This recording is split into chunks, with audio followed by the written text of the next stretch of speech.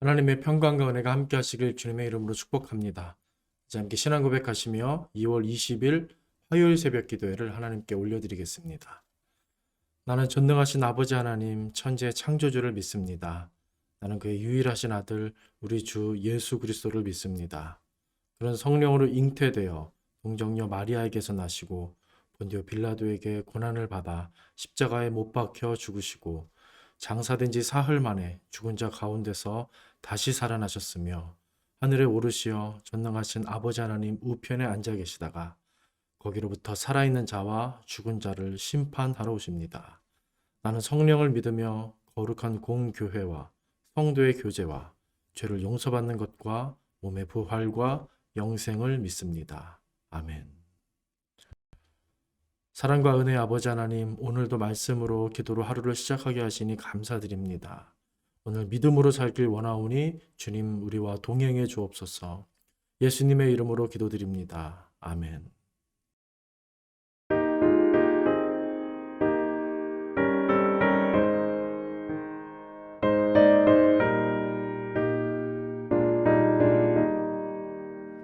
주님의 뜻을 이루소서. 고요한 중에 기다리니 지능과 같은 날 빚으소.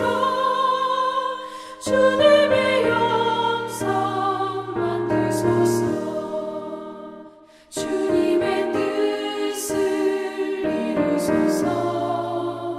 주님 발 앞에 엎드리니 나의 맘속을 살피시소.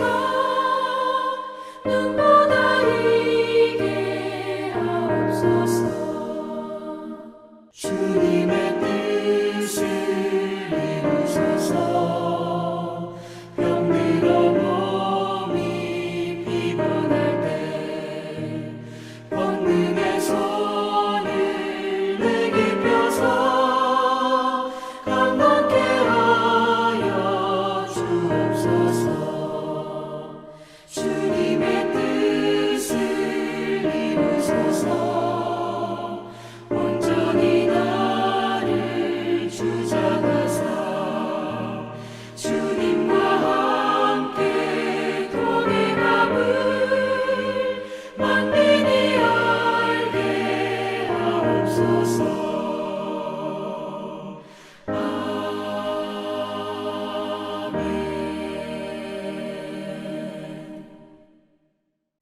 하나님 말씀 창세기 11장 1절에서 9절까지 말씀입니다. 제가 봉독합니다. 온 땅의 언어가 하나요, 말이 하나였더라. 이에 그들이 동방으로 옮기다가 신할 평지를 만나 거기 거류하며 서로 말하되 자 벽돌을 만들어 견고히 굽자 하고 이에 벽돌로 돌을 대신하며 역청으로 진흙을 대신하고 또 말하되 자 성읍과 탑을 건설하여 그 탑 꼭대기를 하늘에 닿게 하여 우리 이름을 내고 온 지면에 흩어짐을 면하자 하였더니 여호와께서 사람들이 건설하는 그 성읍과 탑을 보려고 내려오셨더라.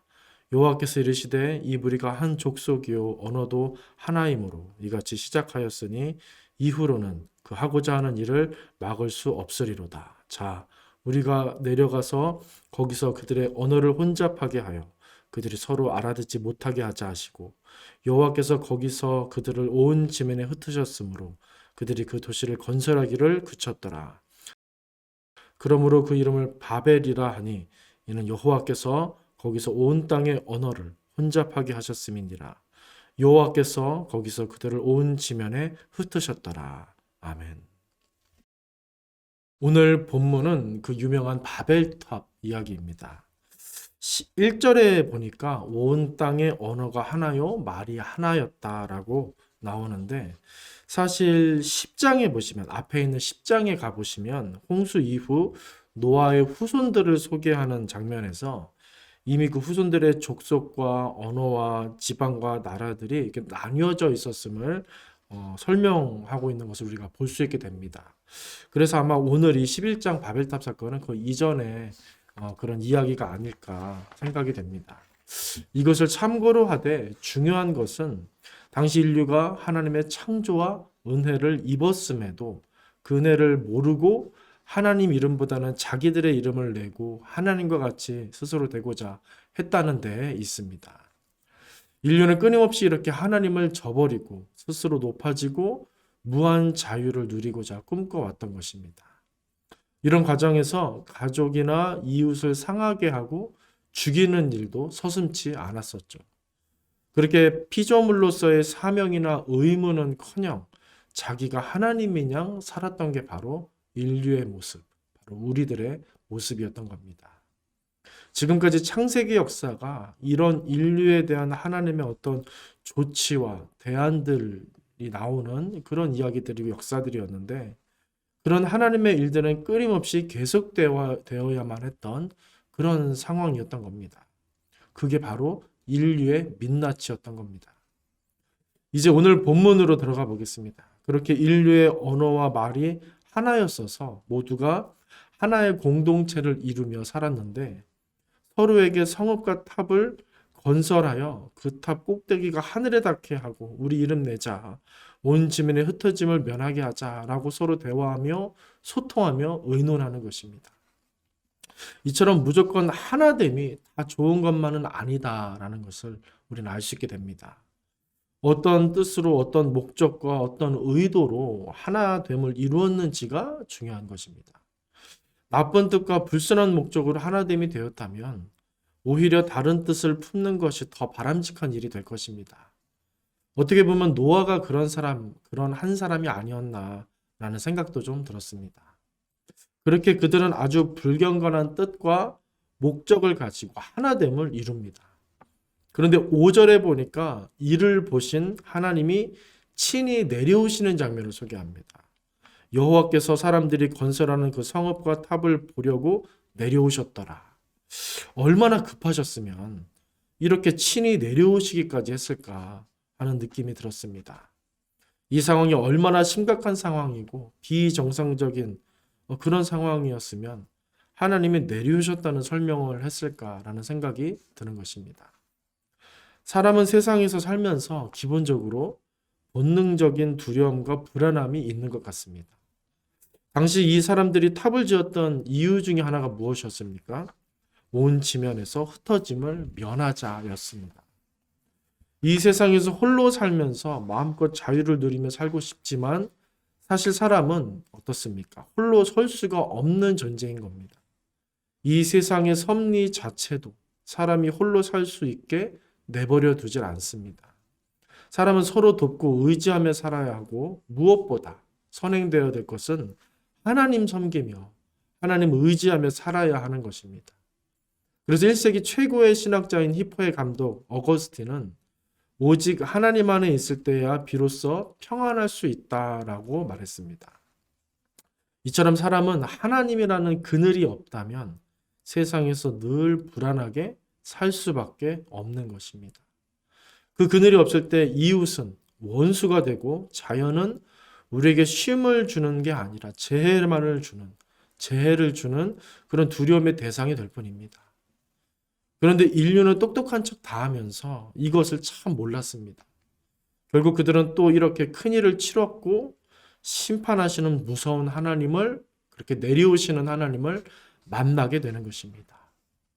사실 사람들이 구약과 신약이 같은 성경이지만 거기에 나오는 각각의 하나님의 모습이 너무 다르다라고 말하는 경우가 많습니다. 구약에는 심판하시는 하나님이 나오고 무서운 하나님이 나오고, 신약에는 섬기시고 사랑하시고 도우시는 편안해 보이는 예수님, 하나님의 모습이 그렇게 나오기 때문입니다. 하지만 이것은 하나님이 다루셨던 게 아니라 인류가 너무 악했기 때문에 일어난 일입니다. 인류의 역사는 심판을 부르는 역사였습니다. 심판을 자초하는 역사였습니다. 무죄의 역사였고 징벌의 역사였던 겁니다. 하나님은 구약에서도 여전히 기다리시고 참으시고 다시 기회를 주시는 분으로 나옵니다. 심판의 강도가 너무 크고 무서워서 이 부분을 우리가 놓치게 되는 거지, 사실 하나님은 변함없이 신실하셨고 사랑하셨고 은혜로우셨습니다. 그런 하나님을 인류가 자꾸 시험하고 대항했던 겁니다. 그래서 이들을 깨우치시고 심판하시는 연속의 역사를 계속 하나님이 이루어가시는데, 결국 하나님은 이들을 구원하시기로 결심하시고는 멸망을 위한 심판이 아닌 회복을 위한 심판을 행하시면서 그들을 구원하시기 위해 애쓰셨는데 그것이 바로 무슨 일이었습니까? 예수 그리스도가 이 땅에 오신 일이었습니다. 이들에게서는 도저히 선한 것이 나올 수 없고 구원이 가능치 못했음을 하나님은 아셨던 겁니다. 그래서 하나님은 자신이 그 대가를 대신 치르는 그 대안을 내셨던 거고 그렇게 신약에 와서 예수님이 이 땅에 내려오셨던 겁니다. 오늘 본문에서 하늘 높이 탑을 건설하여 자기들의 이름을 내고자 했던 사람들에게 내려오셨던 하나님은 심판의 하나님이셨지만 신약에서 이 땅에 내려오신 예수님은 구원의 하나님이신 겁니다. 심판을 하지 않기로 하신 게 아니라 이제는 심판을 안 하시는 하나님으로 변화된 게 아니라 심판을 동일하게 무섭게 하시지만 이제는 우리에게 하시는 게 아니라 스스로에게 하셔서 우리로 심판을 피하게 하신 겁니다. 서로 달라 보이지만 이처럼 하나님은 동일하신 맥락 속에서 존재하셨고 일하셨던 겁니다. 그렇게 하나님은 어제나 오늘이나 내일이나 동일하십니다. 오늘 심판하시는 하나님의 모습을 보면서 다시 한번 이 내용을 묵상하실 수 있기를 바랍니다. 그분의 심판은 멸망을 위한 것이 아니라 경고이고 일깨움이고 회복과 구원으로 가게 하기 위한 방편인데 우리를 구원하시고자 스스로 심판의 자리로 내려오신 분이심을 마음 깊이 저와 함께 묵상하고 생각하실 수 있기를 바랍니다. 다시 본문으로 돌아가 보면 그렇게 하늘 높이 탑을 쌓는 사람들에게 내려오신 하나님은 그들의 언어를 이제 혼잡하게 하시고 서로 소통하지 못하게 하시는 겁니다. 그래서 그들을 혼잡하게 하시고 흩으십니다. 스스로 흩어짐을 면하고자 탑을 쌓았는데 어떻게 됩니까? 그 결과가 아이러니하게도 그들이 두려워했던 그 길, 흩어짐이라는 그 길로 가게 된 것입니다. 이렇게 사람의 길은 한치 앞을 모르는 겁니다. 사람의 능력과 뜻은 이렇게 한계로 가득한 것입니다. 그래서 솔로몬의 말처럼 인생에서 살 길을 찾아 애쓰는 데만 모든 것을 쏟으며 사는 것보다는 하나님 믿고 하나님 섬기고 하나님을 누리며 사는 것, 순종하며 사는 것, 그분의 세계를 배우고 그분의 말씀을 들으며 사는 것, 이런 삶이 지혜로운 삶임을 깨닫게 되는 것입니다. 그들이 한 언어로 소통하며 하나 되어서 창조주 하나님 찬양하고 경배하고 섬기며 살았다면 그들은 오히려 뜻하지 않게 흩어짐을 면하게 되었을 거고 큰 복을 받으면서 날마다 새롭게 살았을 거라 생각이 듭니다. 저는 이 바벨탑 사건을 읽을 때마다 솔로몬의 전도서와 잠언서가 생각이 많이 납니다. 하나님을 경외하는 것이 참 지혜이고 능력이라는 겁니다. 세상에서 하나님 구하지 않으면 모든 것이 헛되고 헛될 수밖에 없다는 겁니다. 저와 여러분 오늘 이 말씀을 묵상하시면서 진정으로 하나님을 구하시고 하나님을 원하시고 하나님을 찾으시는 그런 하루를 살게 되시길 바랍니다. 이를 위해서 간구하시고 기도하실 수 있기를 바랍니다. 하나님은 먼저 당신을 구하는 사람들에게 모든 것을 더하신다라고 약속하셨습니다. 하나님에 대해 가난한 사람, 그 심령이 가난한 사람을 외면치 않으시고 복이 있다 하시며 천국이 너희 것이다 하셨습니다. 하나님을 전적으로 원하는 것, 하나님을 전적으로 바라고 신뢰하는 것, 이것이야말로 능력이고 기쁨임을 다시 기억할 수 있게 되시길 바랍니다. 그렇게 오늘 하루 주님 안에 거하여서 참된 평안을 누리며 믿음의 삶을 살게 되시기를 주님의 이름으로 간절히 축원드립니다. 기도하겠습니다. 전능하신 아버지 하나님, 다시 한번 말씀으로 일깨워 주시고 새롭게 하루를 시작하게 하시니 감사합니다. 오늘 믿음의 삶을 살길 원하오니 주님의 뜻을 헤아리게 하시고 주님으로 가득 찬 하루를 보내게 하여 주시옵소서. 예수님의 이름으로 기도드립니다. 아멘. 하늘에 계신 우리 아버지, 아버지의 이름을 거룩하게 하시며 아버지의 나라가 오게 하시며 아버지의 뜻이 하늘에서와 같이 땅에서도 이루어지게 하소서. 오늘 우리에게 일용할 양식을 주시고 우리가 우리에게 잘못한 사람을 용서하여 준 것 같이 우리 죄를 용서하여 주시고 우리를 시험에 빠지지 않게 하시고 악에서 구하소서. 나라와 권능과 영광이 영원히 아버지의 것입니다. 아멘.